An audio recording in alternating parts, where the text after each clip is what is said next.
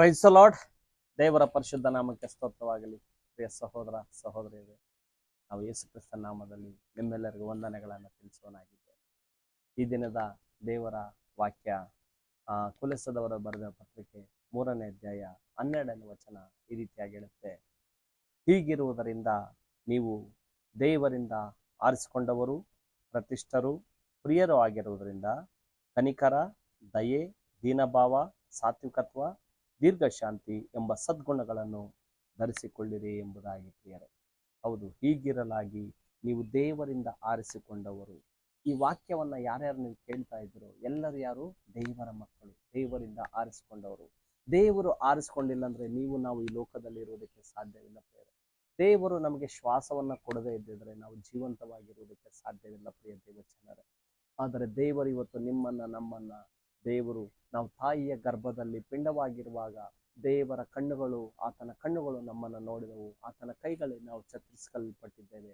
ಆತನ ನಮ್ಮನ್ನು ಸೆಳೆದಿದ್ದಾನೆ. ನಾವು ದೇವರು ಆರಿಸಿಕೊಂಡಿದ್ದಾನೆ ನಮ್ಮನ್ನ. ಪ್ರತಿಯೊಬ್ಬರನ್ನ ಹೆಸರು ಹಿಡಿದು ನನ್ನ ಮಗನು, ನನ್ನ ಮಗಳು ಎಂಬುದಾಗಿ ಆತನ ಕರೆದಿದ್ದರಿಂದ ನಾವು ಇವತ್ತು ಲೋಕದಲ್ಲಿ ನಾವು ಜೀವಂತವಾಗಿ ಇದ್ದೇವೆ ಪ್ರಿಯರೇ. ಹಾಗಾಗಿ ದೇವರು ಆರಿಸಿಕೊಂಡಂತಹ ಜನಗಳಲ್ಲಿ ಯಾವ ಗುಣಲಕ್ಷಣಗಳು ಇರಬೇಕೆಂಬುದಾಗಿ ನಾವು ನೋಡುವಾಗ ಕನಿಕರ, ದಯೆ, ದೀನಭಾವ, ಸಾತ್ವಿಕತ್ವ, ದೀರ್ಘಶಾಂತಿ ಎಂಬ ಸದ್ಗುಣಗಳನ್ನು ಧರಿಸಿಕೊಳ್ಳಿರಿ ಎಂಬುದಾಗಿ ದೇವರ ವಾಕ್ಯ ಹೇಳುತ್ತಿದ್ದಾರೆ. ನಾವು ದೇವರಿಂದ ಆರಿಸಲ್ಪಟ್ಟಂತಹ ಜನ, ದೇವರಿಂದ ಆಶೀರ್ವದಿಸಲ್ಪಟ್ಟಂತಹ ಜನ, ದೇವರಿಂದ ಕನಿಕರಿಸಲ್ಪಟ್ಟಂತಹ ಜನ, ದೇವರು ನಮ್ಮನ್ನು ಕರೆದಾತನಾಗಿರೋದ್ರಿಂದ ಆತನ ಆಲಯದಲ್ಲಿದ್ದಂತಹ ನಾವು, ಆತನ ನಾಮದಲ್ಲಿರುವಂತಹ ನಾವುಗಳು ಯಾವ ರೀತಿಯಾಗಿರ್ಬೇಕಂದ್ರೆ ಕನಿಕರವುಳ್ಳವರಾಗಿರಬೇಕು ಪ್ರಿಯರೇ. ಕನಿಕರ ಅಂದರೆ ಒಬ್ಬರ ಕಷ್ಟದಲ್ಲಿರುವಾಗ ನೋಡಿ ಅವರನ್ನು ನಾವು ಮನಮನಗುವಂಥವರಾಗಿರಬೇಕು. ನಮ್ಮಲ್ಲಿ ಕನಿಕರಿಸುವಂತಹ ಹೃದಯ ನಮ್ಮಲ್ಲಿರಬೇಕು. ಮತ್ತೆ ದಯೆ ಅಂದರೆ ಉಪಕಾರ ಮಾಡುವಂಥದ್ದು ನಮ್ಮಲ್ಲಿರಬೇಕು.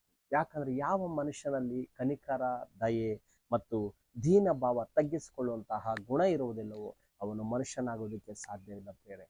ಅವನಲ್ಲಿ ಪಾಪ ತುಂಬಿರುತ್ತೆ, ಅವನಲ್ಲಿ ಕೋಪ ತುಂಬಿರುತ್ತೆ, ಅವನು ಮನುಷ್ಯನಾಗಿರುವುದಕ್ಕೆ ಸಾಧ್ಯ ಇಲ್ಲ. ಯಾವ ಮನುಷ್ಯನಲ್ಲಿ ದೀನಭಾವ, ತಗ್ಗಿಸಿಕೊಳ್ಳುವಂತಹ ಒಂದು ಗುಣ ಇರುತ್ತೋ ಅವನು ನಿಜವಾದ ಮನುಷ್ಯನು. ಯಾವ ಮನುಷ್ಯನಲ್ಲಿ ಒಂದು ಕನಿಕರ ಸ್ವಭಾವ ಇರುತ್ತೋ ಅವನು ನಿಜವಾದ ಮನುಷ್ಯನು ಪ್ರಿಯರೇ.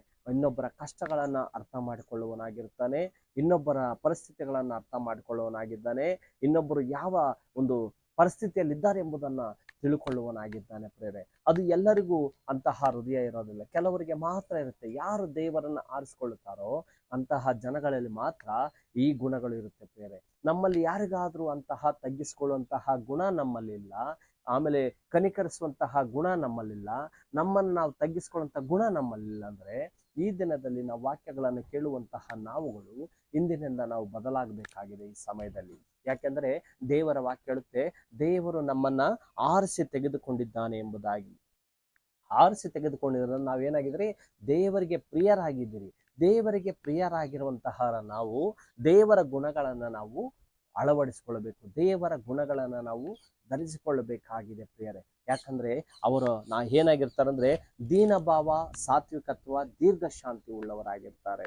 ಅಷ್ಟೇ ಅಲ್ಲದೆ ಅವರು ಕನಿಕರ, ದಯೆ ಮತ್ತು ದೀನಭಾವ, ಸಾತ್ವಿಕತ್ವ, ದೀರ್ಘಶಾಂತಿ ಎಂಬ ಸದ್ಗುಣಗಳನ್ನು ಧರಿಸಿಕೊಳ್ಳಿರಿ ಎಂಬುದಾಗಿ ಹೇಳ್ತಾ ಇದೆ ಪ್ರಿಯರೇ. ನಮ್ಮಲ್ಲಿ ಕೋಪ, ದ್ವೇಷ, ಅಸೂಯೆ, ಹೊಟ್ಟೆ ಕಿಚ್ಚುಗಳು ಏನೇ ಇದ್ರು ಸಹ ನಾವು ಅದಗಳಿಂದ ಬಿಟ್ಟು, ಯಾಕಂದ್ರೆ ದೇವರು ನಮ್ಮನ್ನು ಕರೆದಾತನು ನಂಬಿಗಸ್ತನು.